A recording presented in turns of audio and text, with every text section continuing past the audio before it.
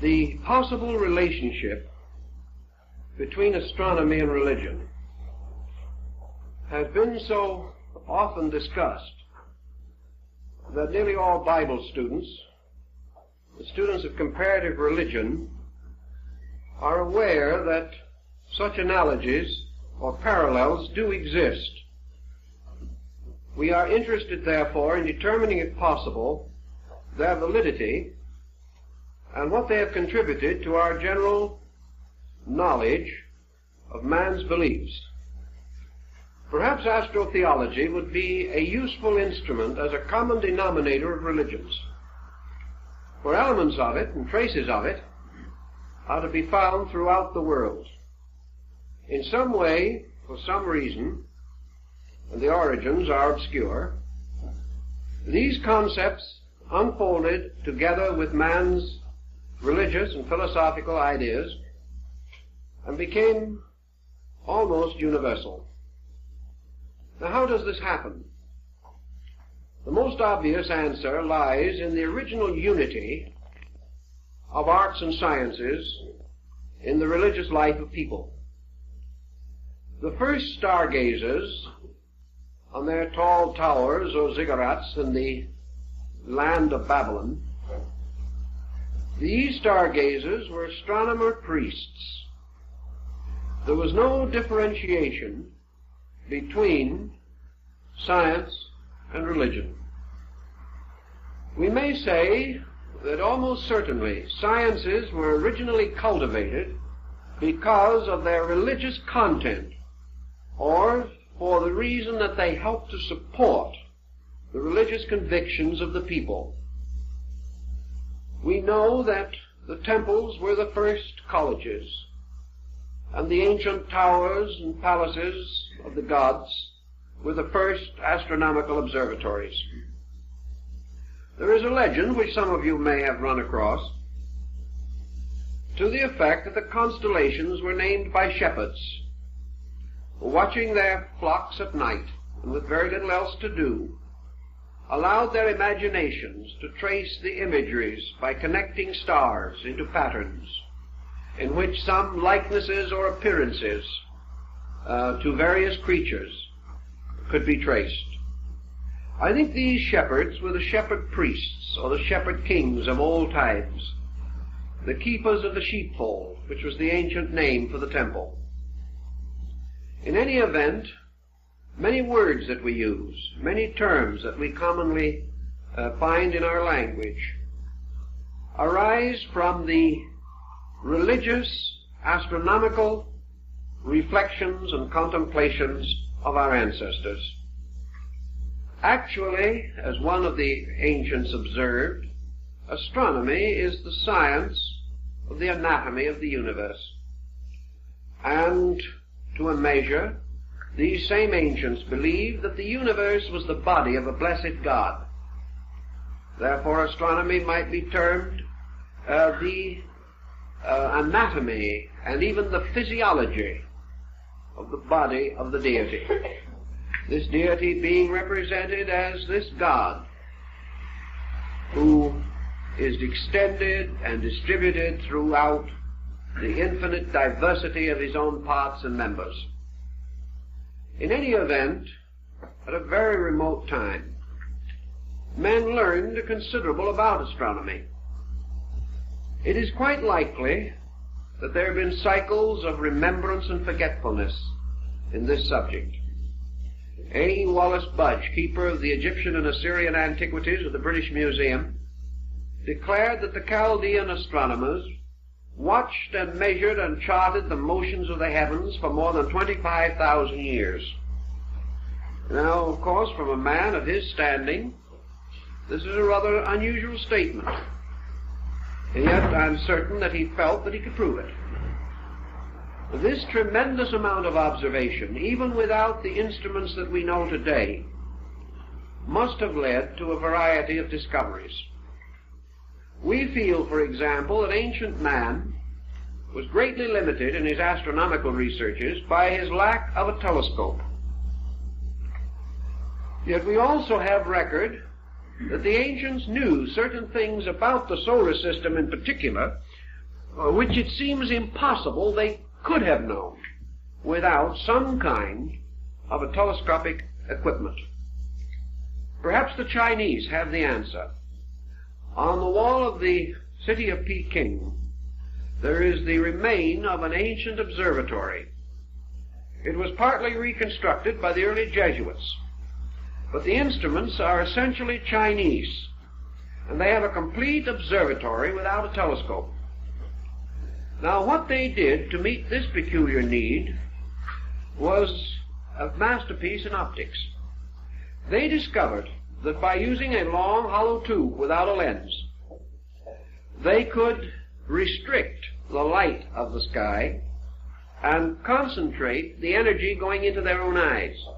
And by means of these tubes without lenses, they were able to make a number of observations which would not normally be possible to the individual. They were able to give us a very clear understanding of many peculiar details. For instance, we find in other parts of the ancient world the full and obvious knowledge that the Egyptians, the Greeks, and the Persians at an ancient time knew definitely that the planet Venus was never visible to us as a complete sphere, but most often like a minute lunar crescent. They also discovered in the field of Babylon the rings on Saturn, and the ancient deity of the Babylonians, corresponding to the deity Saturn, is always shown standing in the midst of rings which circle his body. These things are not just accidents. They tell us that at a long ago time, men made comparatively accurate observations of the world in which they lived. Pythagoras, writing or teaching about 600 years before the beginning of the Christian era, was one of the first to note that the planets in their chariots, the chariots of the gods, circled around the blazing altar of the sun. He is accredited generally with the first statement of the heliocentric system of astronomy as we know it today. How then have we forgotten all these things? The only answer is that in the waste of time, in the destruction of learned institutions, in the gradual decadence of the great temple mysteries, conquest, pillage, war, and destruction, many choice and valuable records were hopelessly destroyed, as in the case of the destruction of the great Serapean and Brocchian collections in Alexandria. Thus we dropped a dark curtain across history, having obliterated most of the early relics and records of man's intellectual life. We have every knowledge, then, that in the general and broad need of the world, ancient man was reasonably well equipped. He knew the earth was round. He was aware of the Western Hemisphere long before the beginning of the Christian era.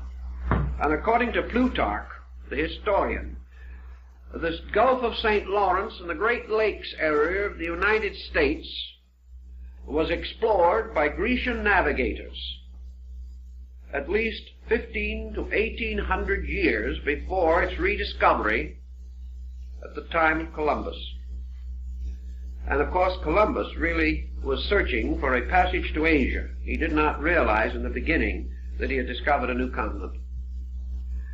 These ancient records and many legends and myths and fables all point out things that we should know, but which we have gently ignored. It is almost certain that the Chinese navigated the coast of California 2,500 years ago. And during the period of Genghis Khan, 12th, 13th century in Mongolia, the Chinese and Tatars were well aware of the Western Hemisphere. We have forgotten a great deal. And we have forgotten a great deal of the source of what we call existing knowledge, and the reason for it. And many things which we consider to be superstitions and legends really developed from a very astute observation of natural phenomena. One thing that ancient man had that we do not have is leisure. Now, the common man of his day, whether he was a builder of pyramids or an agriculturist, probably did not have much leisure. But there was a very broad, deep, scholarly class, particularly the priesthood, then the custodians of all knowledge, who not only had leisure, but an infinite kind of patience, which also runs short with us. This is the kind of patience which will permit a problem to be passed down through 20 generations without impatience. Observations and reflections were not carried on by small groups in a period of months, weeks, or even years, but became the projects of empires and of dynasties and of descents of families, so that one problem may have been labored over for 1,000 years, each generation, each century, bestowing its own fragment of further insight. Thus, by observation with great patience, man accomplished much. Another factor which had something to do with all this was man's dependency upon himself. Today we are no longer dependent upon the faculties and powers with which we were originally endowed. We have supplemented these powers and faculties by innumerable devices, depending more and more upon mechanistic substitution. We no longer need or call upon the resources of our own observational powers. Some years ago, an experiment was carried on one of the American Indian reservations, where it was demonstrated that a certain Indian of reasonable attainments, not a cultured man as we would term one, just a man who lived with his flock, watched them at night like the shepherds of old, and lived as our primordial ancestors lived, this man could distinctly hear a watch ticking in a man's pocket 65 feet away. We have no such power of hearing as this. It's gone, because we have no need for it. At the present moment, we pick up the phone and get the correct time. Our entire way of life, when someone wants us to get out of the way on the road, they give us a blast we can hear a mile away. The individual no longer needs these faculties. He does not need them for his survival. He does not have to scent game. He does not have to scent danger. And with the way his smog is now, his senses wouldn't last long anyway. But in any case, he certainly, in those days, had the clearest and most complete possession of his faculties. He lived simply. He ate simply. His foods were not denatured. His life was not filled with unnecessary artificial tensions that close in on modern man. He could contemplate. His mind was not disturbed by the confusions that we know. And while he had his problems and his troubles, most certainly, he lived a simpler way of life. And with this simpler way, he was close to nature. And his intuitions, his inspirations, and his revelations had an authenticity which we cannot deny. For we know that all forms of knowledge that we boast today originated in times when the powers and faculties of man must have supplied him with the total instrument with which he worked. He had to be able to produce these things out of himself. And because of that, we marvel at algebra, we marvel at geometry, and all of these forms of learning, but they came from the past, from long ago. Man has improved upon them, but in the dawn of time stand the shadowy figures of the originators. And these figures, some way, stand head and shoulders above those who have made new and useful applications of these first great dynamic thoughts. And in this group of dynamics belongs our problem of astronomy. Now, in astronomy in those days, we involved another term, which perhaps has fallen likewise into evil times, and that is the term astrology. It is unlikely that, with the exception of navigation and the calendar, that ancient man studied astronomy from any great, profound interest merely in the heavens and their motions. His interest was in meaning, not in motion. He was searching the heavens for truths, not facts. He was looking for dynamics, and always his problem was to apply his knowledge to the immediate problem of his own existence. And out of these long observations, which perhaps gradually evolved his concept of the seasons, came the calendar, a method of determining the periodic return of seasons, the eccentricities of the calendar, and many interesting details. The Egyptians, for example, had a calendar which corresponded with a circle. 360 days in the year, 360 degrees in the circle. But they gradually came to discover that this was not quite right. They found their year getting badly out of order. So they created 5 intercalendary days. And they set these days aside and apart. And to these days they assigned the birthdays of the 5 principal gods.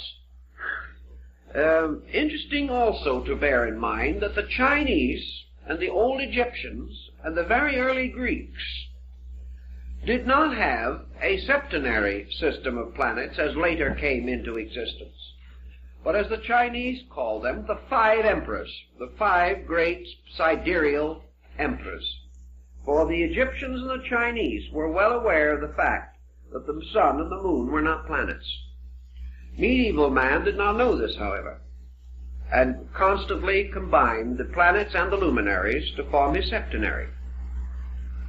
But the older people, like the Egyptians, decided that these 5 days should be the birthdays of the planets, and they set them aside. We are working now with a calendar reform project, and the only way we can make it work today is by the introduction of intercalendary days.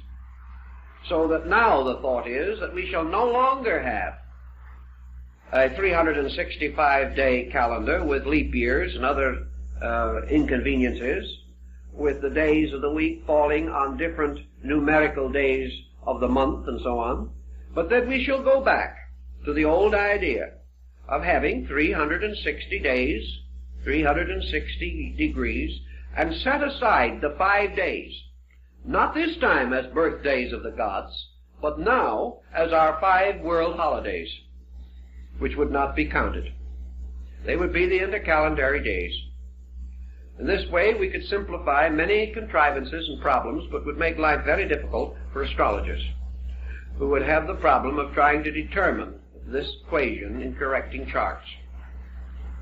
Down in Central America, where the Sun-Venus calendar was represented on the scales of the great dragon, which the feathered serpent of their philosophy, it is said that the great deity of the Quiche Maya complex, Quetzalcoatl, the feathered serpent, that this deity gave them the calendar, the Tanlamatl, the book of the sacred days.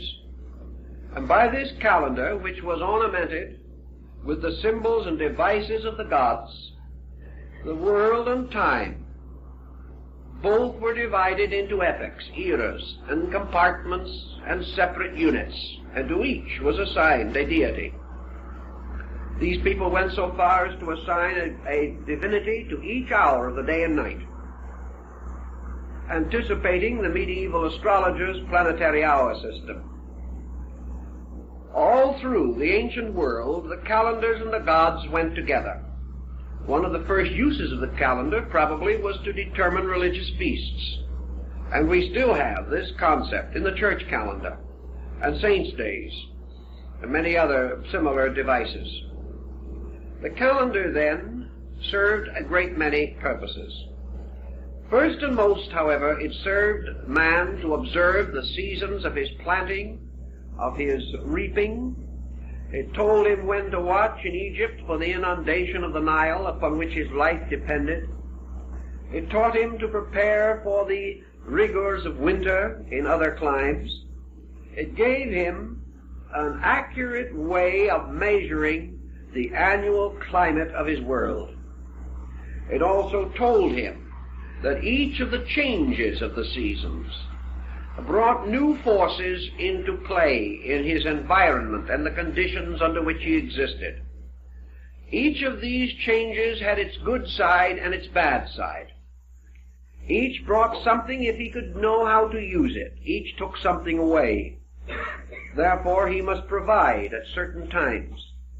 Tithing came from putting away the seed, 10% of the seed for the next harvest.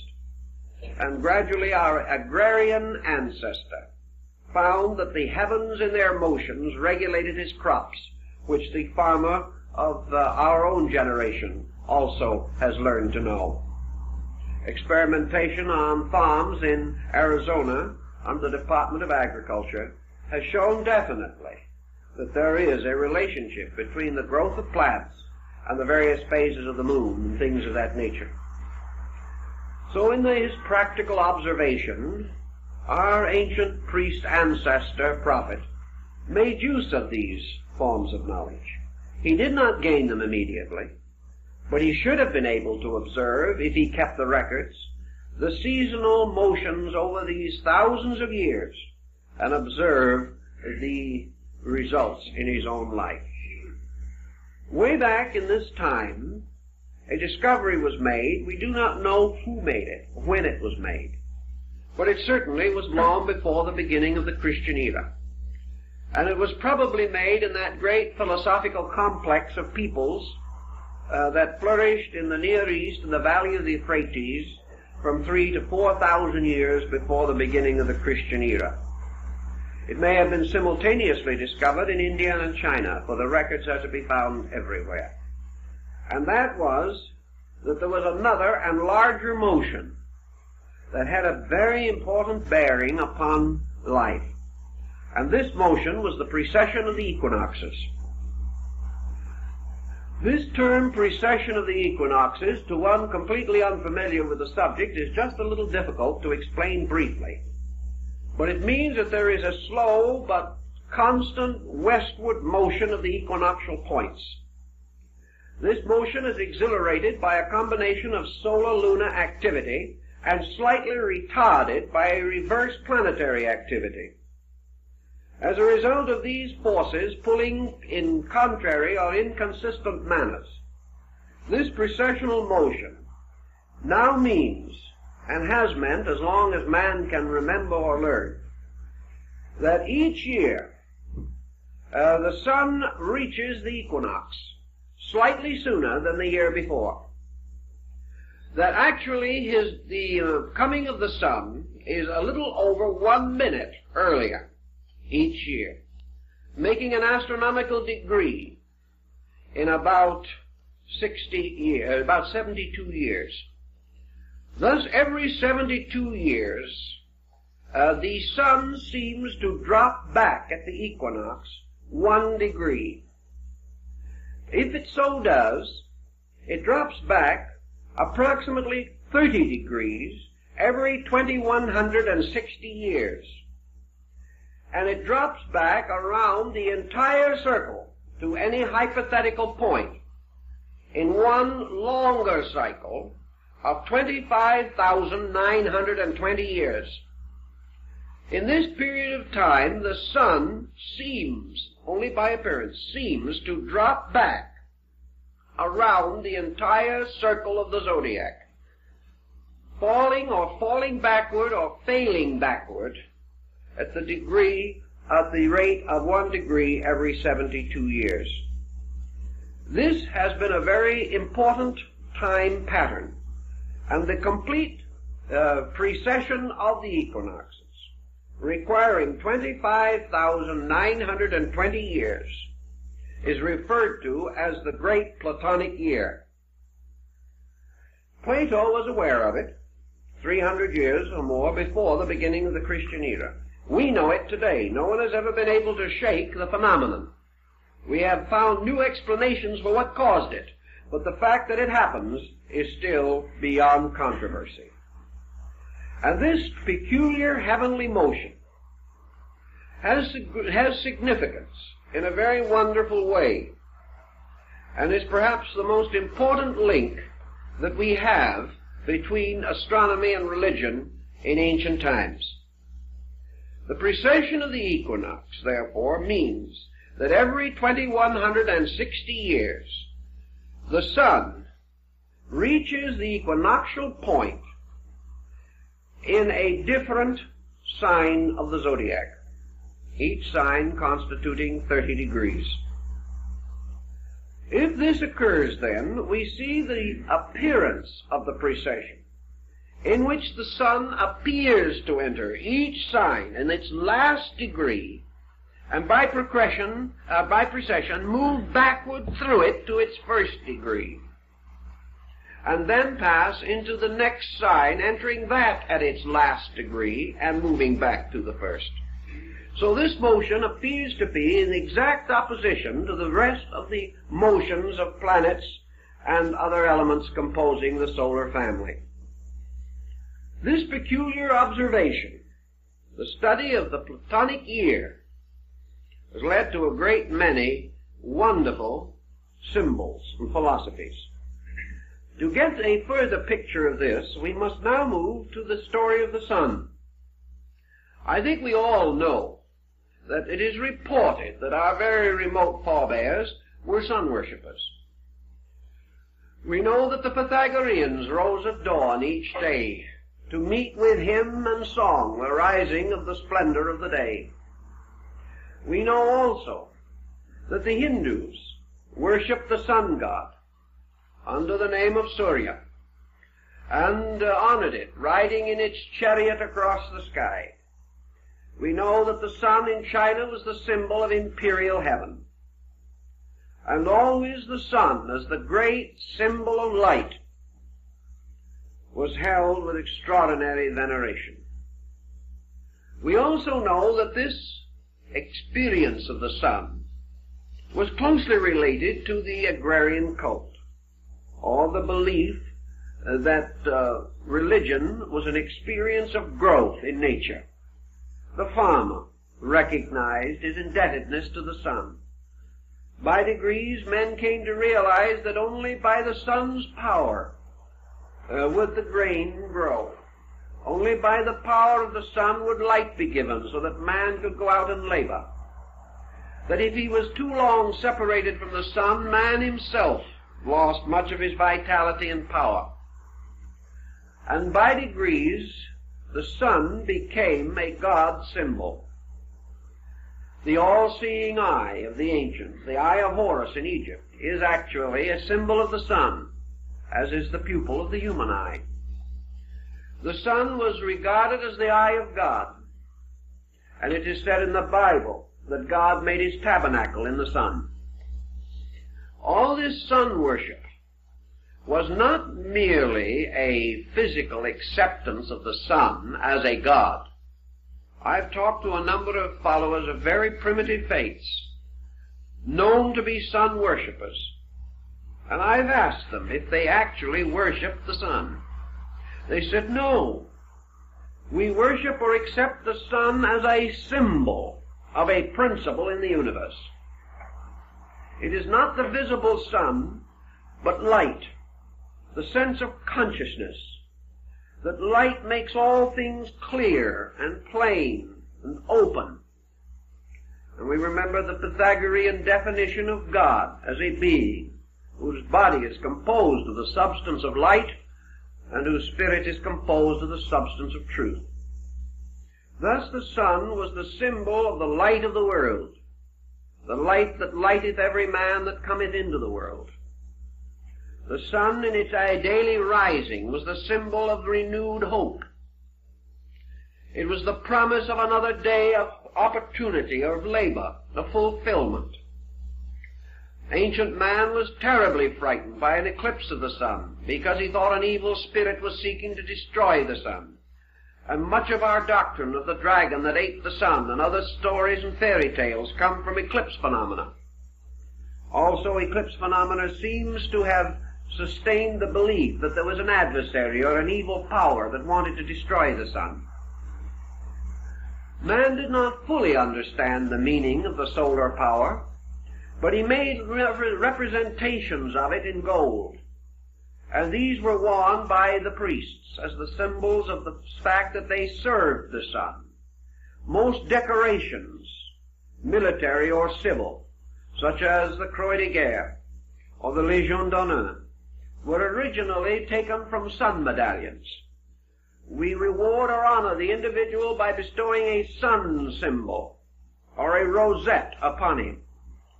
The halos around the heads and bodies of sanctified persons have gradually taken on sun symbolism attributes. These persons were radiant with spiritual powers, or with great light within themselves.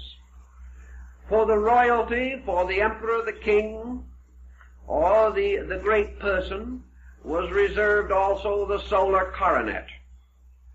A crown is nothing but a sun, surrounded by a burst of rays. And as time went on, apparently these rays got to be a little inconvenient, sticking out in all directions, so they were turned in to the top, forming the ducal coronet and the crowns of the kings of Europe as we know them today, like the great English crown of St. George.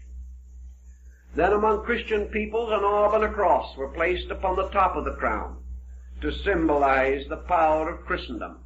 And the crown became a radiant throne for the symbol of the Christian mystery itself. The sun, then, has always played this vital part. And we have had sun gods. Every religion has had them. They have always been wonderful, radiant beings. And nearly always they were the direct offspring of deity. They were the highest of the gods. And the tragedies that came to the sun gods were the tragedies that most affected mortals. When Balder the Beautiful, the sun god of the Nordic peoples, was slain by the mistletoe arrow, all the world wept, and darkness descended, and the joy of the gods was destroyed. Apollo was the sun god of the ancient Greco-Latin, Helios, and he is the one who drove his shafts or rays into the body of Python, and caused the great serpent to be killed and thrown into a great ravine in the earth. And later, upon the site of this ravine, and over the corrupting body of Python, was raised the shrine of Delphi. The sun god was always the slayer of evil, because he was the overcomer of darkness. He was always the thing that saved men from night. And later, in the place of the sun god itself, came the sun or light symbol, the candle, the torch, the fire. These also dispelled darkness. They were protectors. And the little candle shining in darkness became the symbol of man's hope and of his faith, and later in great diffusion is preserved to us in the illuminations on the Christmas tree. The world tree with its lights is the symbol of all the candles lit from the great power of the sun. In India there was much philosophy upon the nature of the sun.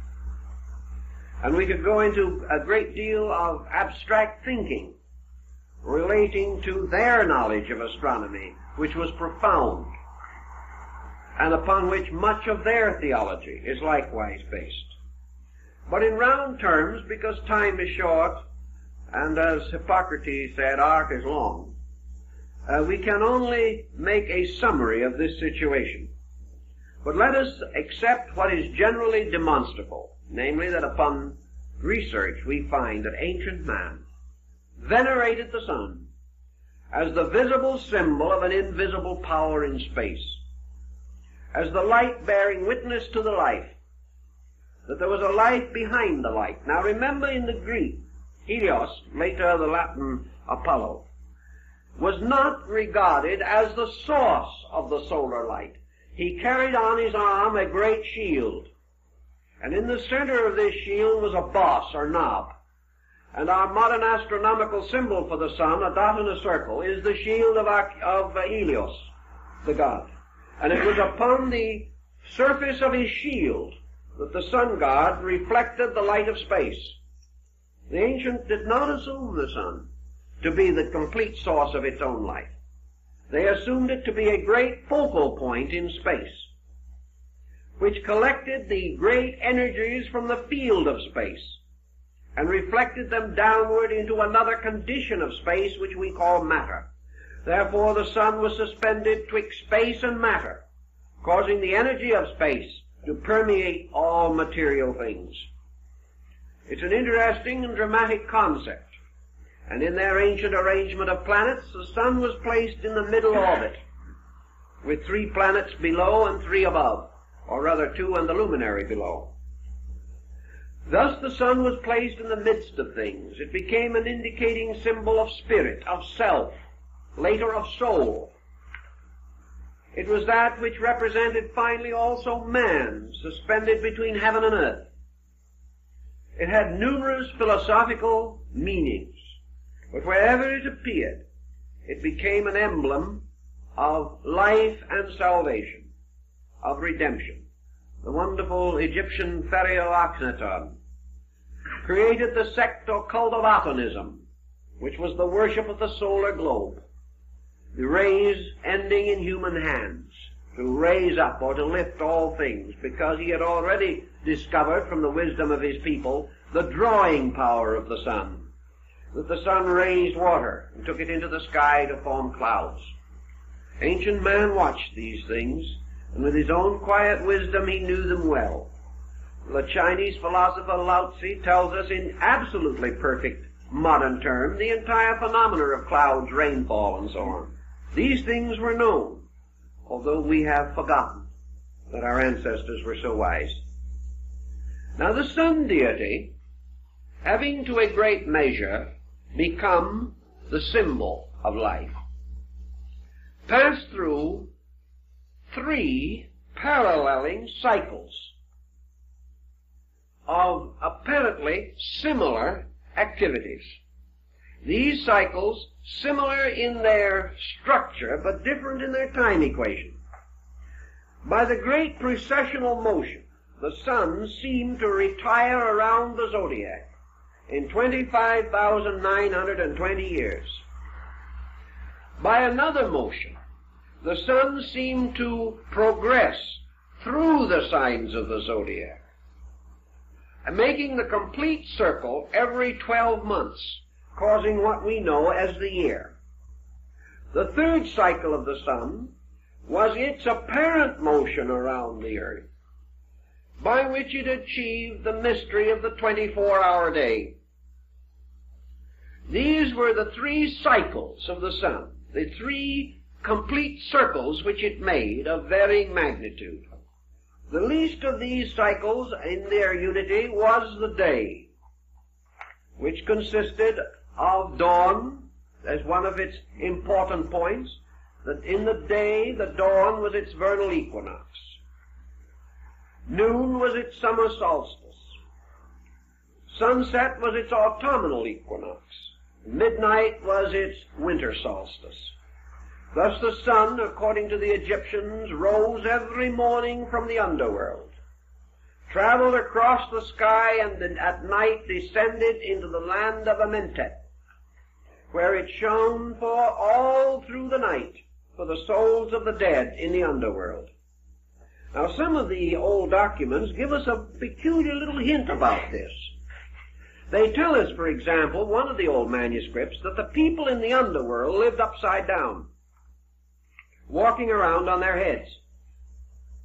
Is it possible that the Egyptians had already discovered that the so-called underworld was the other side of the earth? We do not know with certainty, but we do know that they had navigated as far as the Western Hemisphere, so that it's quite possible that the people walking around upside down were not creatures of mythology, belonging in some fantastic ghost realm, but simply the recognition of something that is factually true as far as we are concerned. In any event, the sun shone in the daytime upon the world of the living and gleamed at night in the abode of the dead. The sun also had this secondary motion in which it went its great circle of the year. It was born on the 25th of December at the winter solstice. It won its great battle. Its resurrection over winter was achieved at the vernal equinox. It was enthroned at the summer solstice, which occurred at that time in the sign of the lion, rather than in the sign of Cancer, where we have it now, and was therefore enthroned as the Lion of the tribe of Judah, and also was seated upon the throne of lions, as told by the legends of King Solomon. And we know that Solomon is composed of 3 words: Sol, On, the name of the sun in 3 languages. All these different symbols. And then finally at the autumnal equinox, the sun goes forth to meet the mystery of winter, where it is to finally meet its death. So the life of the sun, the annular life of the sun, from its birth to its death, became by degrees of the greatest significance to ancient man. And out of this sun going through the 12 signs of the Zodiac each year came the story of the 12 labors of Hercules, for Hercules is a solar deity, as his name implies, and also the wonderful labors of Samson, for the word Samson in Hebrew means the sun man. That we can't escape these implications. There's nothing we can do about them. We know that at the summer solstice he carries away the gates of Gaza. We know also that when he slays the Nubian lion, he enters the sign of Leo. And that when he is taken into the house of Delilah and his hair is cut short, he is entering into the sign of Virgo the Virgin, which is the beginning of his decline towards winter, at which time, of course, his rays or his hair, these are cut off and he loses his strength. But at the winter solstice, he pulls down the double columns of the house of the Philistines, and the old sun dies, making way for the new sun, which is to be born in the mystery of the winter solstice. And as the old king dies and the new king is born, we remember the words that were spoken at the court of France: the king is dead, long live the king. In that moment the son is born, a new son. We represent it today when the season is right, where we think of the year as an infant being led in by Father Time, the old year. So old Father Time goes his way and the new year is born. These symbols have come down to us from remote antiquity. And always the old and the new labor together, and forever ancient Cronus is combing out the golden hair of the solar maiden.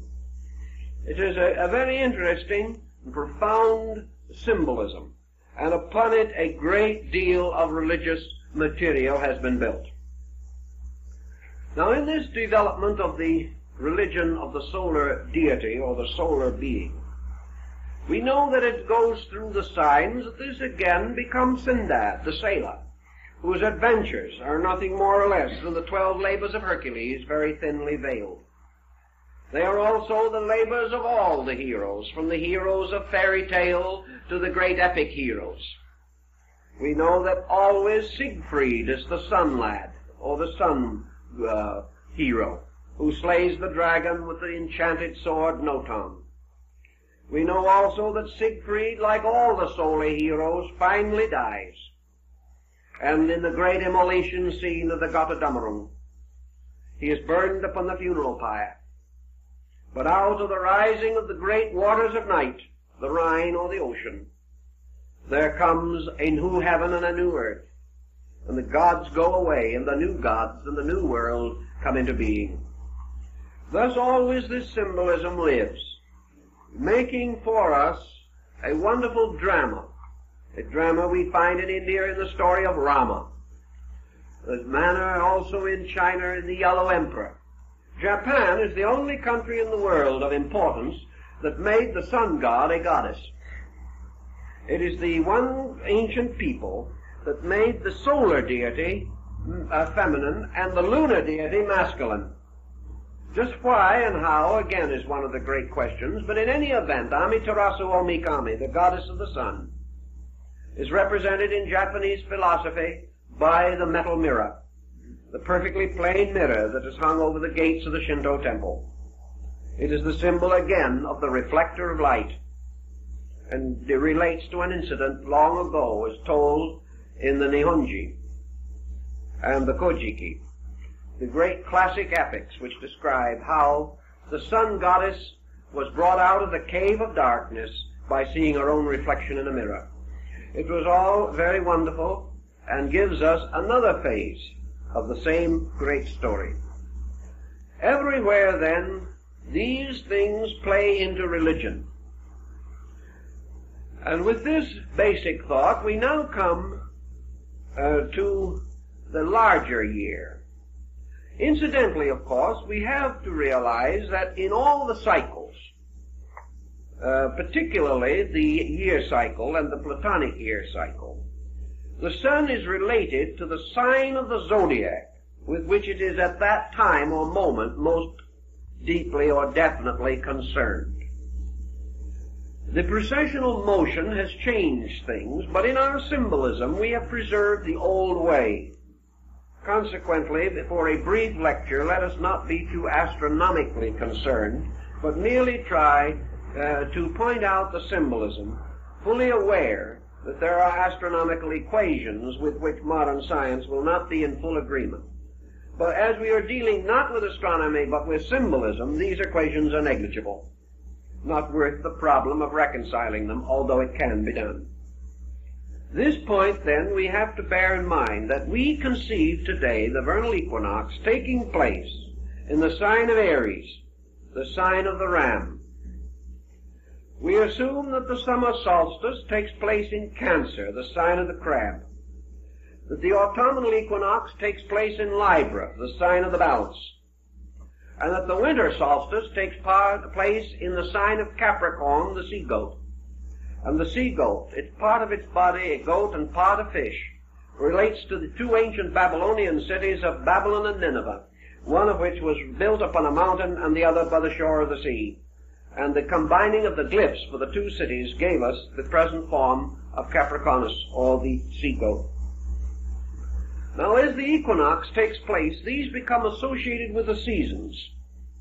And we recognize that the ancients, knowing the ways of the world and the ways of life, had certain emblems or representations by means of which they identified certain procedures in nature. Now, the summer solstice, which was the sign and symbol of the greatest fertility, was associated with Cancer, the crab. This Cancer is also the Scarabassaka of Egypt, the scarab beetle, the symbol of life and immortality. The winter solstice, or the symbol of death, was Capricorn. And Capricorn was always the sign of the aged, the rocky or the bony, having to do with this strange contour of the country where the sign is said to have developed. So that all things in a long, broad, general term are said to be born in Cancer and to die in Capricorn.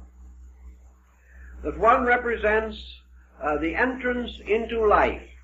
Cancer is therefore the womb, Capricorn the tomb.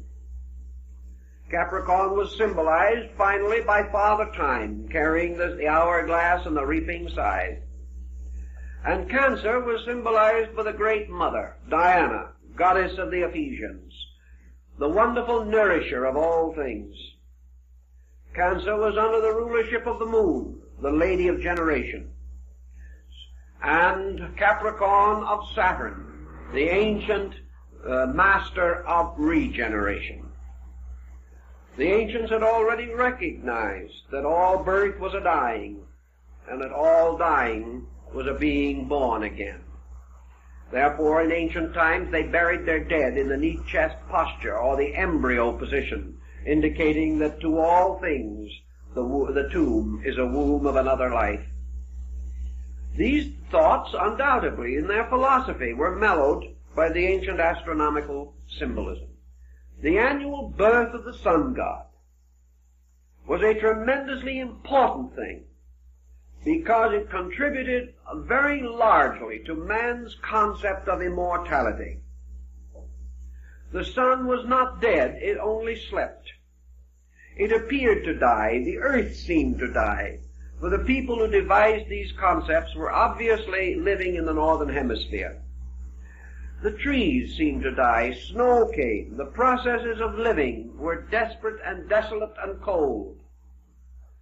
But out of it all came also the symbol of the sprig of acacia, the evergreen, the little pine tree, which later became the Christmas tree, because it was associated with the green tree that remained green through the winter, and therefore was the symbol of an immortality which was not shared by other trees, as far as men could see. In the cultus arborum, which was the worship of trees, man discovered that the tree did not die, though it seemed to be dead. And out of all this seeming of dying, but this fact of living, came some of the deepest and noblest philosophies that revealed themselves to our primitive ancestors. Now, having established this little concept of the clock of the year, we now progress with it further to the great clock. And we come to the Platonic year. Now the sign of the Zodiac, for instance, Aries, the ram, which in our annular Zodiac is a month, the sun remaining in this sign approximately 30 days. Now this sign becomes a great cycle of years. 2160 years the sun is born in the sign of the ram. After that it passes out of the ram, and for 2160 years it is born in the sign of the fishes. Then it passes from that, and for 2160 years it is born in the sign of the water bearer, or Aquarius. And thus until it has gone completely by the precessional motion around the great Platonic cycle. Now men took this measurement, and they gave to the length of time which the sun is born annually in one sign, they gave to this the term an age. Now we think of an age now as almost any length of time over 20 years, but the ancient was more particular about it. He referred to these cycles, therefore, as ages. The age of the fishes, the age of the ram, or the Aryan age, the age of the water bearer, or the Aquarian age. And he had names, the Taurian age. All these different periods became ages. And he began to study. And he also began to observe that there were divisions possible within the 30 degrees of a sign, or in this case, the 2160 years in which the sun, by precession, was born within a sign. They divided these signs in half, 15 degrees each. They also divided them into thirds, called decanates, of 10 degrees each. And they divided further into 6 divisions of 5 degrees each, and finally into single degrees. And in the Hindu system of astrology, they broke the degrees down to minutes and to seconds, forming out of all of these combinations a tremendously intricate clock.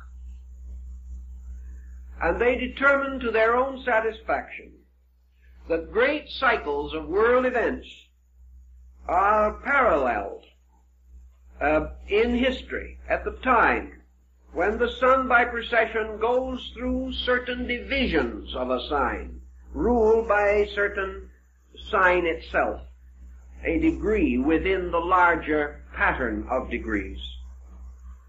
Out of the general concept of these things have come the practice or habit of ancient nations worshiping their deities under the forms in which the sun was born.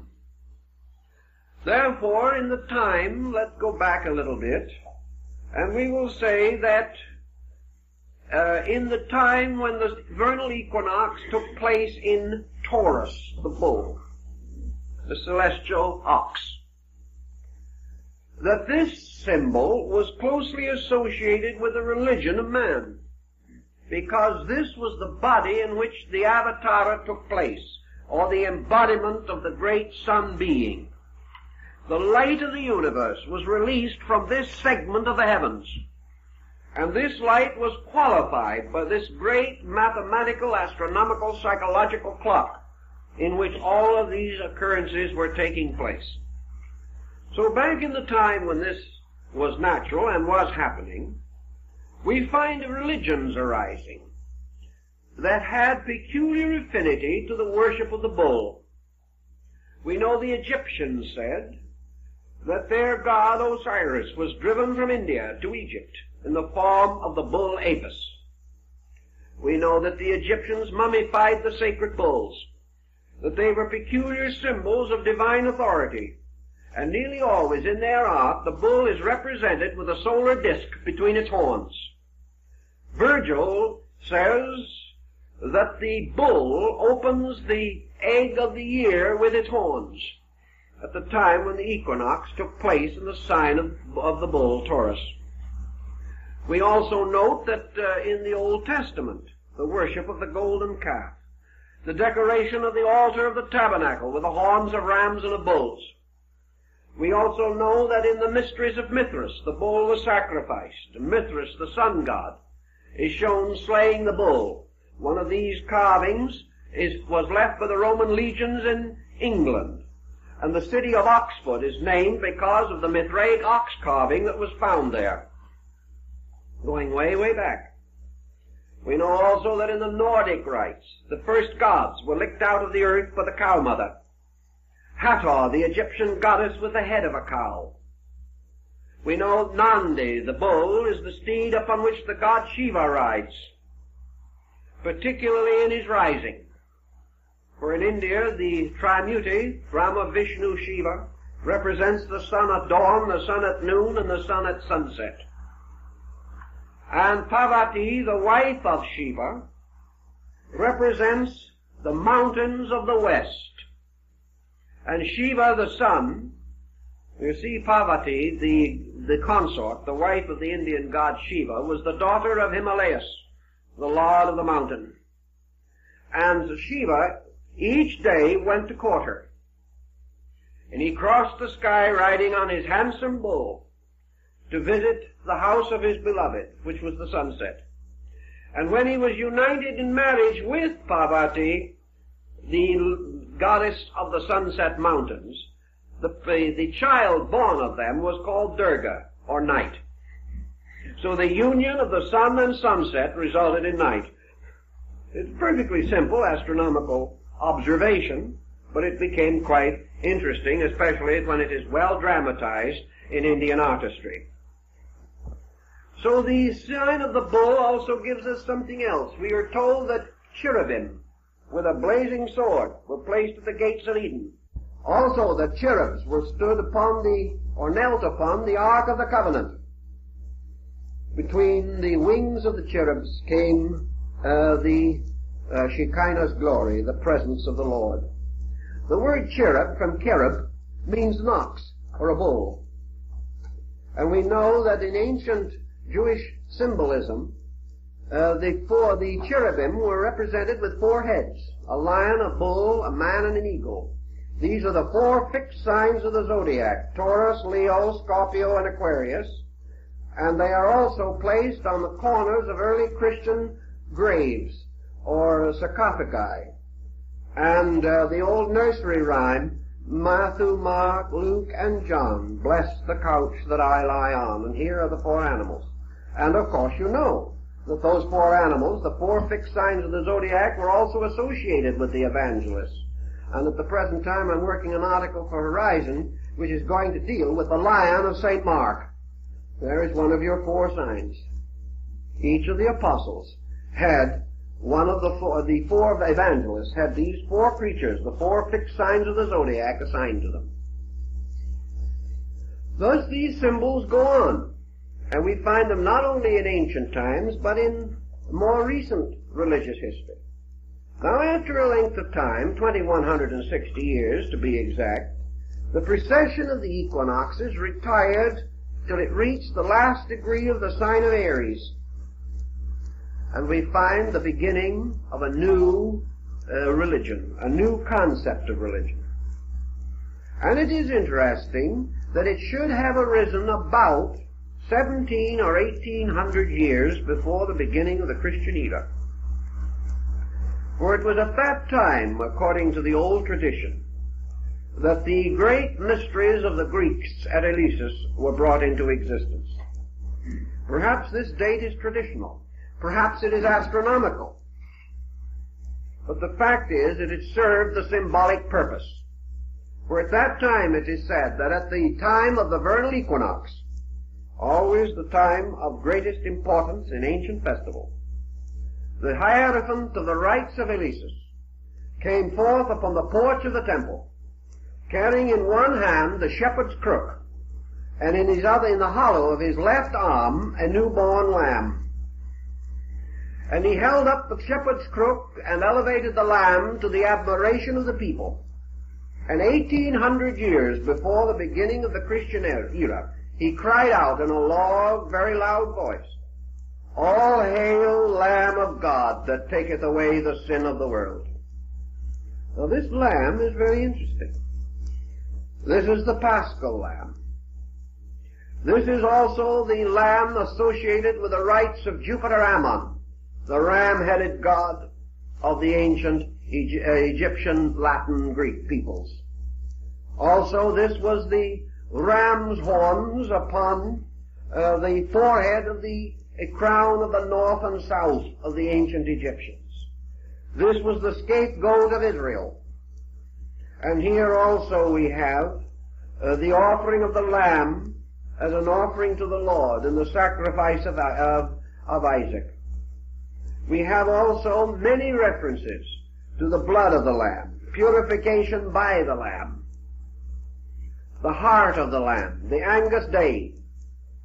And we find the rites and rituals of the lamb and the symbolism of it, Jason and the golden fleece. For the golden fleece was the symbol of the curtain of the mysteries. And this was the wool that was pulled over the eyes of the unworthy. The symbol of secrecy, the symbol of ritualism. The search for the golden fleece was man's search for truth. Here is the lambskin apron of the ancient Masonic guilds of operative masonry in the Middle Ages. Here are many, many symbols dealing with the mystery of the Lamb. And then there came a time when again the equinox continued in its precessional motion, and the sun at the great moment of the equinox moved from the first degree of the sign of the Lamb to the last degree of the sign of the fishes. And when it occurred, when this happened, it entered into the sign which is ruled over by two small fishes. And here we come also to one of the most important points in the entire system of astronomical religion, and that is that the sign of the fishes is the last sign of the zodiac. The sign of the ram is the first. Now someone will say, why? How are you going to divide a circle into first and last? By what strange figuring did men come to the conclusion that Aries was the first sign?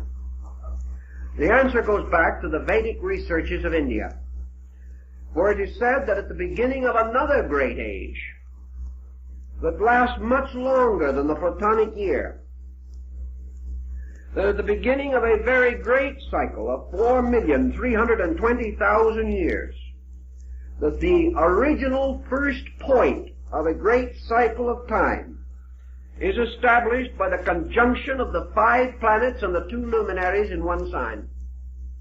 This can only occur once in a vast cycle of mathematical calculation. And the last time that the 7 met together was in the sign of Aries, by which another great cycle of calculation was established. They will then separate as now and move at various orbits and times through all the different parts of the heavens, forming innumerable combinations of themselves. And they will ultimately meet again. And in the next time that they will meet in the same element, one sign removed. In other words, Aries is the element of fire. But they will not meet in Leo, which is the next fire sign, but in Sagittarius. So the next great cycle will begin with the conjunction of the 5 planets and the 2 luminaries in Sagittarius, and that will measure another great cycle of world development. Within this cycle come the great yugas, the 4 ages which were known as the gold, silver, iron, and bronze ages of the ancients. All these things were mathematical, astronomical phenomena. But for our present moment, we say that the sign of Aries is the beginning, and the sign of the fishes is the end of the zodiac. Thus these two come together to form an interesting symbolism. And the sun god, or in this case, say John on Patmos, describing the mysteries that were celebrated there, the Phrygian rites, causes the great being of the Phrygian mysteries to say, I am the Alpha and the Omega, the first and the last, the beginning and the end. Now, this also has very great interest, because of 2 symbols particularly associated with Christianity. One is the fish. The first symbol of the Christians was a fish. And in Rome they recognized each other by drawing the shape of the fish upon the sand. The name for fish was an acrostic on the name for Christ. St. Augustine says that Christ was a fish broiled for the sins of man. It's a very interesting symbolism. So we find Christ standing, calling the apostle, and saying, follow me and I will make you fishers of men. The miracle of the fishes, the drought of the fishes, the miracle of the coin in the fish's mouth, many other miracles that relate to the story. And Jesus, in speaking, going forth upon a ship on the Sea of Galilee, the water symbol of the fish is very interesting. One of the ancient deities came forth out of the sea as Dagon, or the fish man. And the bishop's mitre of the Christian church is a fish's head on end. These things are important, for here we find a transition taking place. And at this transition of sign, the rising of a faith which had as its principal symbols the 2 principles, or 2 ideas, the Lamb of God and the fisher of men. The fisherman's ring is the ring of the Pope. The symbol of the papacy was the great fisherman, named from Peter, who was referred to not very long ago in a book called The Big Fisherman. He was the fisher of men, and this was the symbolism. Now if you look in your zodiac, you will find that directly across from the sign of the fishes is its opposite. Each sign has its opposite, there being 12 signs. And the opposite sign to the fishes is the sign of Virgo, the Virgin. And the Assumption of the Virgin, the feast of the Assumption of the Virgin, takes place when the sun, the symbol of the principle of life, is in the sign of the Virgin. It's a very interesting parallel again. Now the Virgin in ancient times was Ceres or Cori, the mother who was always still a virgin, because she brought forth immaculately the food, the earth, the grain, the flowers, the trees. Everything was born from her, but she was still the mother of mysteries, the eternal Virgin. She was Isis, the mysterious being whose veil no man could lift. And this symbol in ancient astronomy carried in its arms either a sheath of grain, as Cori did, or sometimes the loaves of the Passover, or the unleavened bread. So we have an interesting thing. Jesus, the sun entering the symbol of the equinox and the sign of the fish, performed the miracle of feeding the multitude with 2 fishes and the barley loaves. And there were 12 baskets of scraps left. Again, the circle of the zodiac. Later, when the time came for the master to prepare for the Passover, he sent a disciple into the city, and he said to him, "You will see a man who carries a pitcher of water on his shoulder. Follow that man. When he enters into a house, go in likewise, and go to the upper room and say that your master wishes it to celebrate the Passover." Who is the man with the pitcher of water on his shoulder? He is the Egyptian deity Canopus, the water man. He is also Aquarius, the water bearer, always represented in the ancient system of the Zodiac as a man carrying a pitcher of water on his shoulder. He carried that pitcher of water long before the beginning of the Christian era. So the sun, moving on, goes into the new age, of the age that is to come, to celebrate again its passing over in the sign of the water bearer. Of course, the sign or the ritual of the Passover is the passing over of the sun at the time of the equinox. All these rituals have been very carefully measured to meet the astronomical requirements, like the epoch and the golden year and all these things. We have calculations to run through every one of these symbols. Now, one of the great questions that has arisen perhaps in our studies a little has been to determine, if possible, the time of the beginning of the age of the fishes, or what we call the Piscean age. It is, of course, a nice, trite contrivance to say that it began with the beginning of the Christian era. But in India and in many other countries, a point is made with which some Western astronomers and astrologers will certainly be at variance. Namely, that at the present time the equinox is taking place approximately in the 8th degree of the sign of the fishes. It hasn't left. It hasn't moved into this other age yet. If the Indian and the old Chaldeo-Babylonian calculation is correct, by a very curious thing, a circumstance that is almost too remarkable to be a coincidence, the vernal equinox should have entered the sign of the fishes approximately the year 325 AD. And that was the year of the establishment of the Christian church by the Council of Nicaea. It would have entered at the time when the heaviest influence was in upon the quality of Leo, which also corresponded exactly. If from that point on you calculate each step of the precession of the equinoxes, from that time to the present day, you will find some very remarkable things if you break up the year as the ancient did. Now, if you take this period, the age of the fishes, and what is this age? Now you go back to your tables of Sargon, the king of Babylon, where the first delineations of the signs and planets are given. There's been no change in the readings of these symbols for nearly 4,000 years.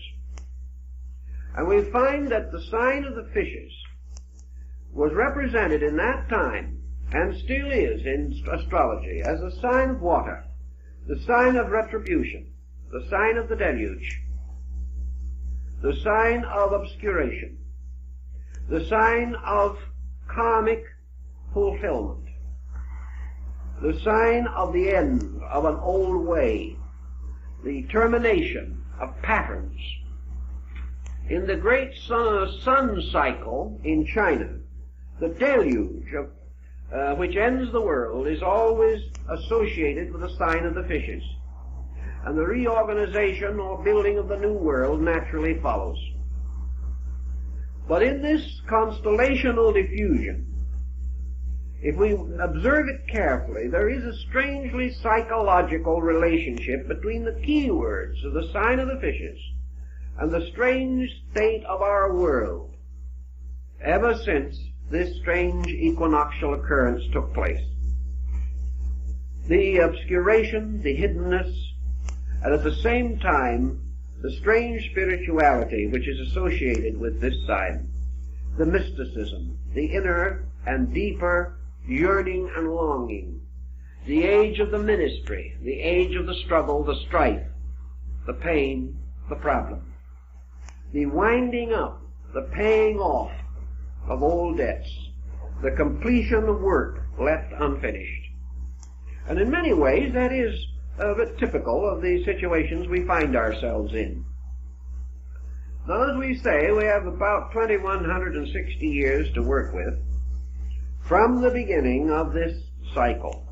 And if we do assume for a moment that it could coincide with the Council of Nicaea, which was the formal creation of the church, and we know that from the time of this council on, the integration of the church took place. It became a religion. Prior to that, it was a group of scattered communities without leadership or organization. If we add 1/2 of the period of that cycle, if we divide this great period of 2,160 years right in half to divide the age into a positive and negative half, where does the half line drop? It drops approximately in the year 1400. In fact, it drops a little closer than that. It drops almost identically on the exact date set aside as the date of the Renaissance, the great change in our world, the beginning of the modern world as we know it, the moving from the negative half of the sign to the positive half. We break down the sign step by step, and we find everywhere that these major cycles hit exactly with the prominent dates in the cultural and moral and spiritual growth of our peoples. And it seems very possible that this was the basis, this study of the great Platonic year was the basis of the fortunate long-range predictions of men like Nostradamus, who could not have worked it by the ordinary methods that we know, but only by the great precessional motion. Now, from all this we come to many other symbols. And I think there is one that is fascinating enough to give a little thought to. During this period that we call the medieval world, there lived a very interesting and kindly old gentleman who is known as the Venerable Bede. He is called venerable because he was on his way to canonization, but he never got any further than the first step by which he became venerable, as one of the terms that precedes full canonization. Now, the Venerable Bede was a very pious soul, and he had a great sorrow in his heart, something that he just could hardly bear, and that was to contemplate the motion of a pagan heaven over a Christian earth. Here were all the constellations, here was the Argonaut sailing off, here was Cetus the great whale, here were all these symbols, Hercules and Pegasus and Ariadne and all this, all moving over a perfectly respectable Christian commonwealth. It just didn't seem right. So the Venerable Bede decided to Christianize the heavens. And he did it. And we have in the library 2 very beautiful astronomical charts, very large ones, original prints from the Middle Ages, in full color, showing the Christian universe. He did it very simply. He simply took the various constellations and transformed them. The Krator, or cup of the Greeks, became the Holy Grail. The 12 signs of the Zodiac became the 12 disciples. Nothing could be simpler. Cetus, the great fish, Leviathan, became Jonah's whale. And the Argonaut kept on sailing as Noah's Ark. All these symbols were perfectly fitted together. And the result was a great success. But suddenly everybody stopped in their tracks.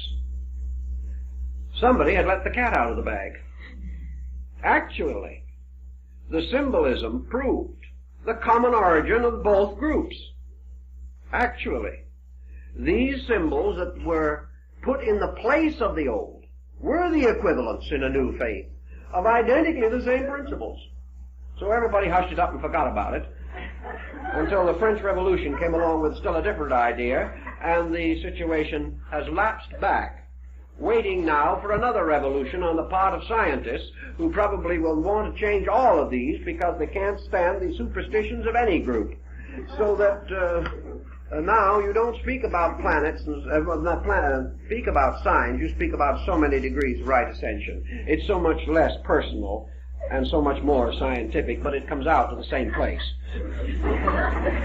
Also, astrology is now giving way to a kind of new science which is going to be called cosmography or something of that nature, in which they are going to do something that was never heard of before. They're going to consider the possibility that the heavens influence the earth. And they're going to do it with a new name, and the right man is going to discover it, which is very, very important in our times. But this concept of the universe, again, shows much that tells us of the old ways and of the old concepts and rites. In the old days, the initiation rituals of the temples always followed, in some mysterious manner, this astronomical pattern. Apuleius, for example, in the Metamorphosis, describes his own initiation into the mysteries as far as he can. Then he says that to preserve his vows he must be silent.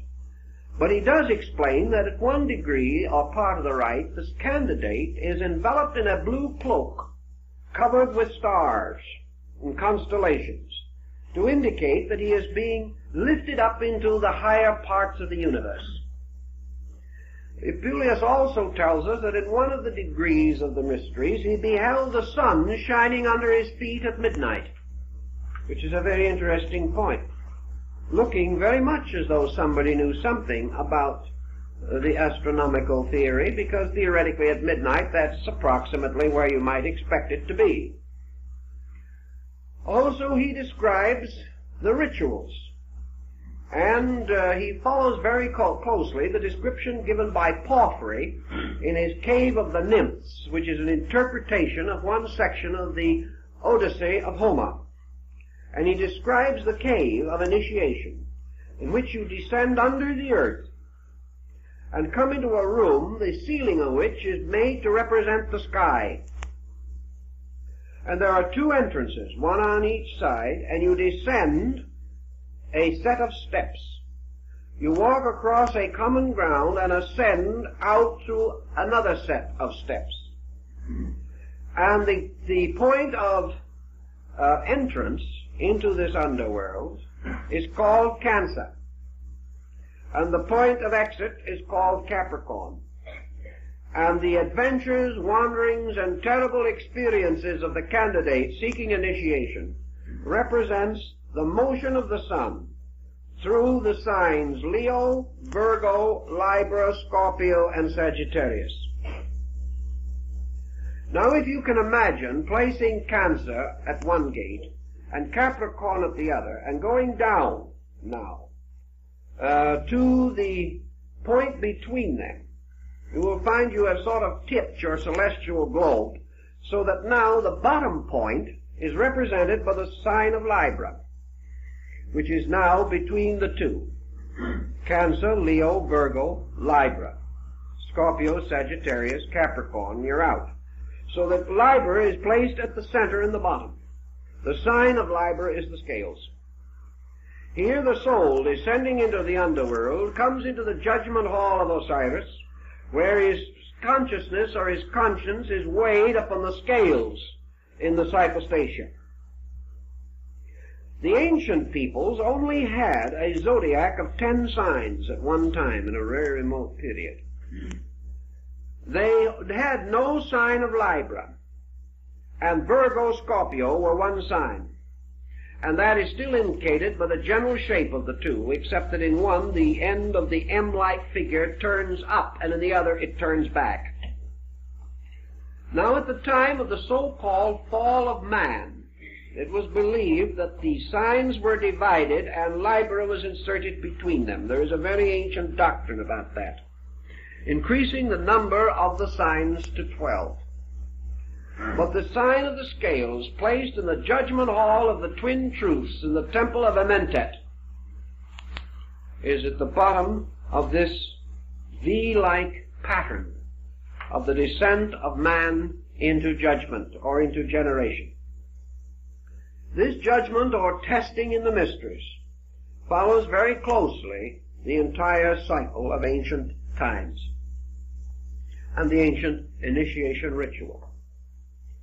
Now there is also a very interesting story relating to the human embryo. For if the embryo is twisted inward to form its equivalent to a circle, the embryo, which has at the beginning, as you realize, a caudal appendage resembling a tail, looking very much like a highly developed pollywog, this structure, if twisted into a circular form, equals 3/4 of a circle. In other words, it takes 9/12 of a circle to do this. But there are 3 signs or 3 parts of the circle that are not touched. The head and tail of the figure do not meet. Therefore, this occurs to us in our Old Testament symbolism under the story of the broken wheel. And this broken wheel, or the 9/12 wheel, is again an astronomical symbol that has played a considerable part in human thinking. Because the 9/12 represent the 9 months of generation, or the period in which the child is being formed. The 3 missing signs, or the broken spokes of the wheel, or the missing rim of the wheel at that point, fulfills the rites of the Eleusinian mysteries. For the Eleusinian mysteries were given in 2 sections, the 9 lesser and the 3 greater rites. The 9 lesser rites being the symbolical rites of generation, the 3 greater rites of regeneration. Therefore, by 9 months and 3 degrees a man is made perfect. This is a very curious symbolism, but it has a great deal of interest if we know how to study it. In other words, the individual, to pass through the second birth, must go through the womb of the mysteries to complete the circle, of which 9 parts only are provided in generation. The Chinese, fully aware of that, declare a child to be 1 year old after it has reached the 3rd month. It celebrates its first birthday 3 months after it is born. This is part of a very curious doctrine, but it points to the 3 winter or fall months leading toward final death. It is to do with the blinding of Samson, the cutting off of the rays of the sun god. Also has to do, as Leonardo da Vinci points out in his astronomical calculation of the Last Supper, for the painting is a very strangely astute piece of work. And each of the apostles, and each of the positions and groupings, you will find the apostles are grouped in triplicities, exactly like the signs. And the sign of Scorpio is assigned to Judas. Now, why should the sign of Scorpio be assigned to Judas? In the Orient, there is something about the scorpion that is very peculiar. First of all, it stings with its tail. Therefore, it is the backbiter. The second thing that is about it that is strange is that the mark which it leaves is always in the form of a minute pair of human lips. The kiss of death. The kiss of betrayal. So that was the sign that was used to signify the destroyer, Typhon, who is also responsible for the destruction of the good god Osiris. The sign of the scorpion, however, in the ancient rituals has 3 meanings. 3 creatures have been assigned to it down through the ages.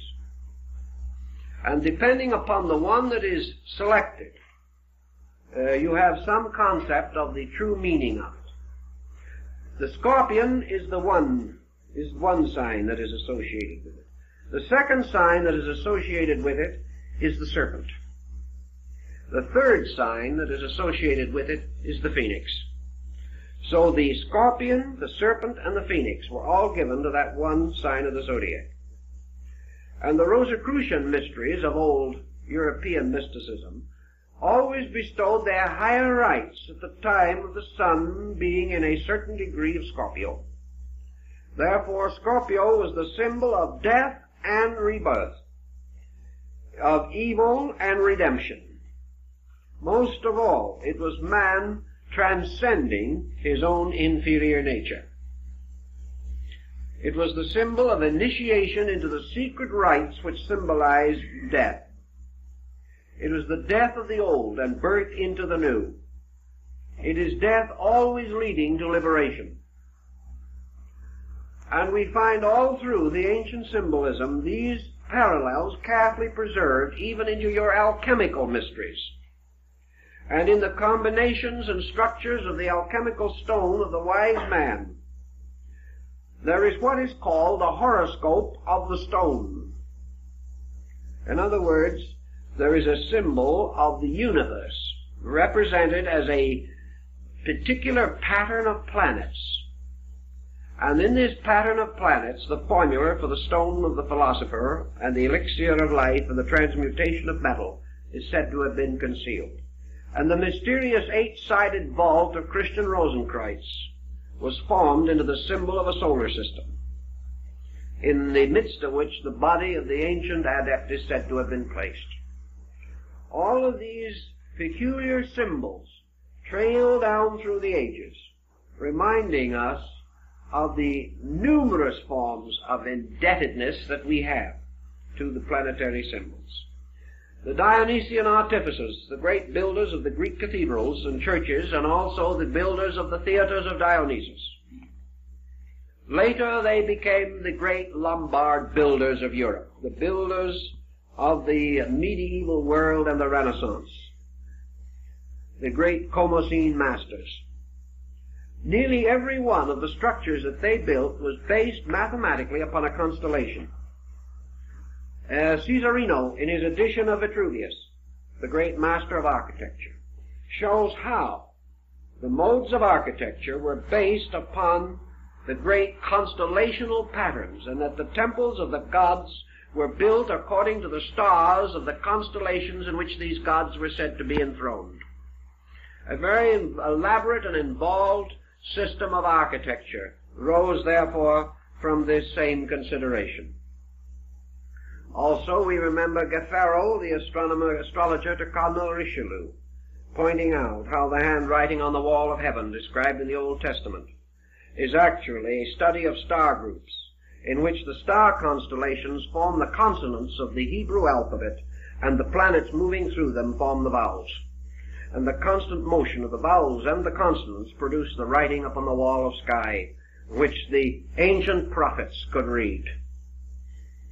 There are many references to these things, and gradually there emerges to our consideration a concept of sidereal motion, of human growth, and of the linking of these two together in a highly complicated scientific concept.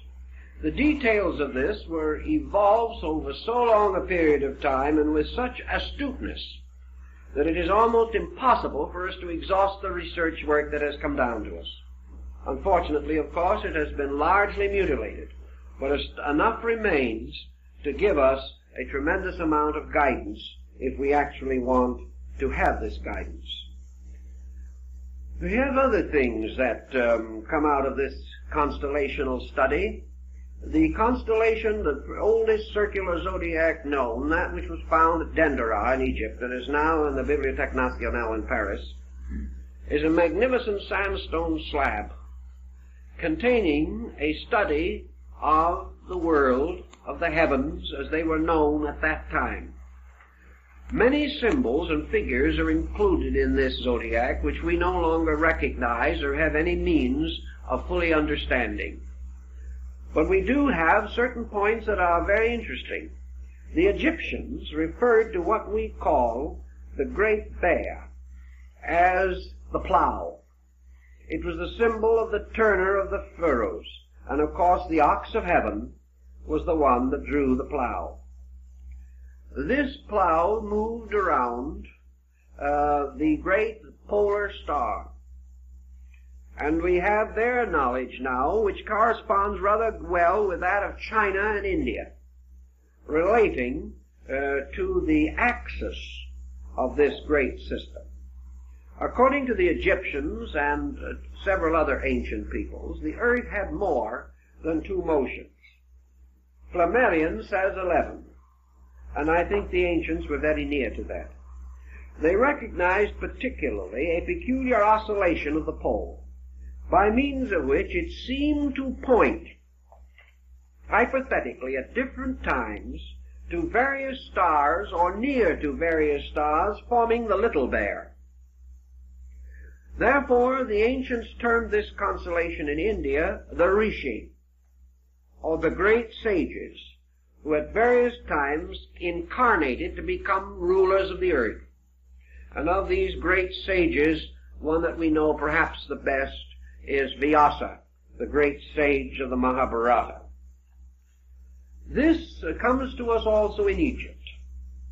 The Egyptians, following many ancient peoples and following practices still held under certain circumstances today, were concerned with the mystery of the northern point of the heavens. They were never able to observe that the sun moved northward, in the sense of ever occupying the northern segment of the sky.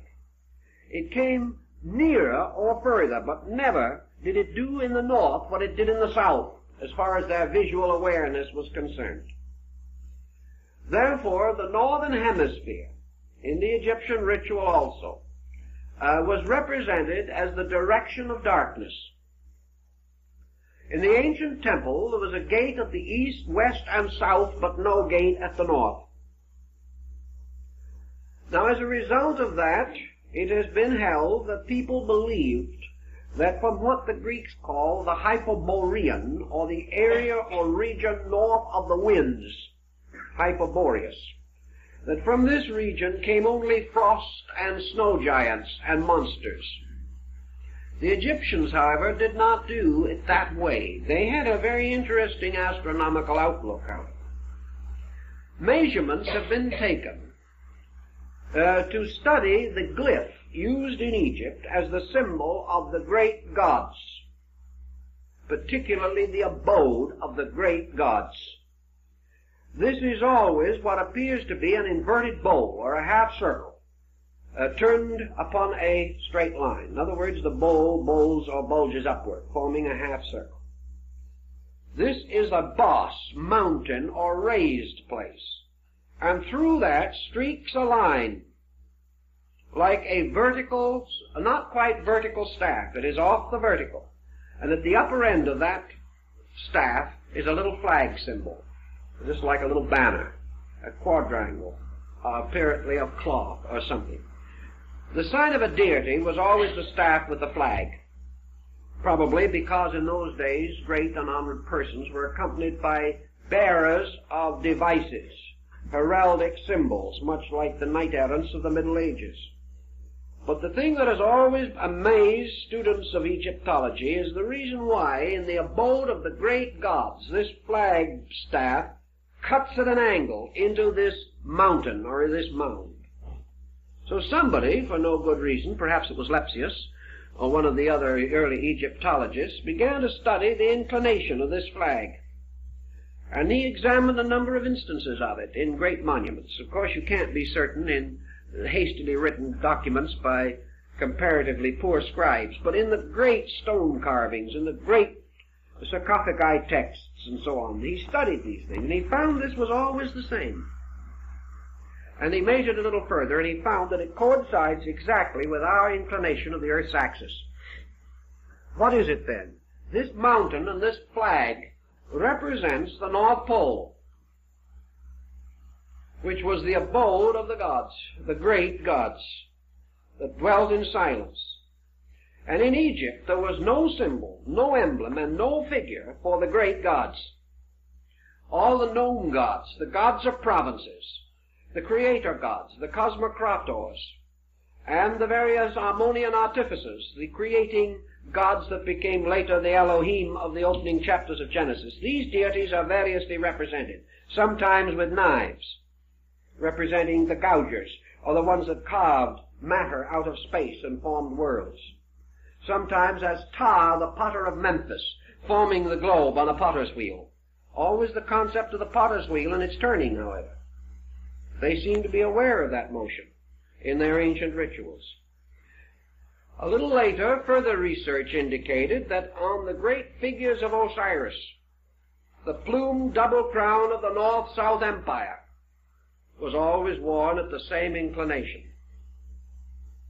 So the crown of Egypt corresponded in the inclination in relationship to the vertical, corresponded with that of the flag inclination on the mound, and also with the polar inclination. So here was an adornment, a symbol, tying to another principle, the principle of the pole and the polar mountain. Also, we know the Great Pyramid, by its orientation, was an astronomical marker of some nature or kind. The complex of pyramids have been regarded as probably the elements of a vast sundial system, similar in some ways to the complex of stones in England at Stonehenge, which was used by the Druids to determine the exact moment of the winter solstice. Here the great rituals were performed, particularly by capturing the ray of the newborn sun in a crystal lens in order to start the sacred fires by what we call burning glasses. All these symbols are intriguing, and the great gods of the north and the silence of these gods dwelling forever above the earth correspond, of course, to the Indian concept of Mount Meru, which is to the north. And in the Buddhist doctrines, Chang Shambhala, the city of the gods, means Chang, north. It means that it is the city of the north. And it is said that it is so glorious and so magnificent that lights are forever radiating from it. The aurora borealis. This house of the gods in the great north corresponds to the entire great concept of primitive Aryan myth and ritual. The ritual brought down from India along the migrations of the Aryans down the Indo-Gangetic plain long, long ago. Nor can we say that other peoples were not aware of these things. In your Central American complex of cultures, your pyramid builders and so on, you have great consideration given to the north and to the mystery that is hidden there, and the recognition that it has to do with the secret source of the universe, the great darkness from which light came. Because in all these systems, the great sun globe is always the child of heaven, the symbol of the first and only begotten of the veiled mother who is space, whose mystery no man can solve. The sun gods then go into their infinite diversity of activities. But always the sun god is a child of fatality. And we have another interesting group of legends arising which are called the myth of the dangerous child. This is the child whose coming is predestined and looked forward to by the wise, whose birth darkness attempts to prevent by despotism, who finally rises triumphant over his enemies, becomes the ruler of his kingdom, is betrayed and dies, and is buried at the winter solstice. Buried, as the ancient legend tells us, over the brow of a hill. And here he remains until by 3 degrees or 3 days or 3 signs he is raised again at Easter. And this great cycle goes on and on and on. The cycle of the religious mystery of the sun divinity. Many times we find the solar face also. Among the Peruvians and among the peoples of the great South American complex that finally came under the control of the Inca chieftains, Viracana, the god of the air, was worshipped by kissing the sunbeam. All you did was face it and kiss the light, and that was your adoration for God. The symbol, the supreme symbol in that area, was the great golden disk of the sun. And the story is told that it was a disk of solid gold and jewels 11 feet in diameter. And when the conquistadors under Pizarro divided up the spoils, one of them got this sun disk as his spoil by a throw of dice, and a few moments later lost it to another soldier by another throw of dice. That was the way things were done in those days. But these people undoubtedly recognized the same basic concept. Their rites and ceremonies and what we learn of their religion shows that they also based all of their calculations upon the sovereignty of the solar power and its great journey. This is the dangerous journey of the sun, the hazardous journey, which is beset by all manner of problem, like the journey of Siegfried down the river, the great Rhine journey, that leads him finally to the house of the Gibeton, where he is betrayed and killed by Hagen, the symbol of winter, the dark one. These different emblems, and we find them everywhere, also show in the Maya complex. On the Casa de las Monas at Chichen Itza in Yucatan, the so-called House of the Nuns, there is over the doorway of the ecclesia, or small chapel, the great one, Itzamna, the Lord of the Mysteries, he of the azure plumes of the bird of paradise. And he is seated in the solar egg, surrounded by rays of light going in all directions. He is the great one whose tabernacle is in the sun. Beneath him spread out the ancient Maya glyphs for water. Around him clouds and lightning. But he is the great solar one. Now later, from him, by an immaculate conception, by the Virgin Xochiquetzal, was born Quetzalcoatl, the feathered serpent, the symbol of the sun's path and also of the same mysterious modes of the lunar arc which cause what we call today the dragon's head and tail in astrological research, the motion of the lunar orbit. And this great deity, Quetzalcoatl, was the good god, the sun god. He wore the bonnet of the Quetzal plumes, which was the symbol of the solar light rays, the feathers going out in all directions. For the Quetzal is the bird that is born of the sun, and when the time comes for it to die, it flies back to the sun. And the Quetzal, like the thunder bird of the American Indian, is just another phoenix. And this again is the symbol of priesthoods, the symbol of the wise ones, or the sun gods, the sun-born ones, who are the keepers of the ancient mysteries. And this Quetzalcoatl served his people well, brought them out of darkness and ignorance. But finally there came from the south the evil one, the red-mirrored god Tezcatlipoca, the god of Mars. And this evil deity destroyed the power of the sun god. And the sun god departed finally upon a raft of serpents from the shores at Veracruz, promising to return. But this whole cycle was a sun-Venus cycle, and the astronomy of these people proves it. The pyramid of the sun at Chichen Itza is an absolutely correct astronomical representation of the year. There are just as many steps on that pyramid as there are days in the year, and so on. All of these buildings astronomically built and oriented. And at the apex of the year, in the high point, was the temple to the deity. The deity itself represented by the feathered serpent or the dragon. And the feathered serpent again, the symbol of the year, as in the Mexican calendar, where all the divisions on the calendar stone, the months of the year, are placed as scales upon the body of a serpent.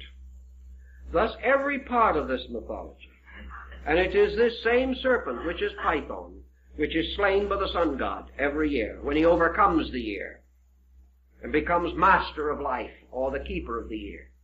And every year also at the end, the year destroys him, and the new sun god must be born. So out of all of these concepts, perhaps you will have some general idea of the part that astronomy has played in religious symbolism.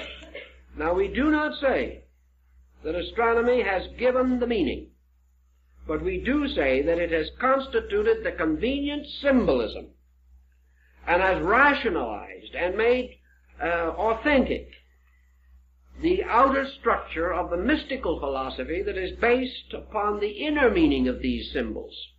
And as we go through the series, we will try to explore that also, to find the ideas that are behind the use of these symbolic forms. But I'm afraid for that you're going to have to wait till next week.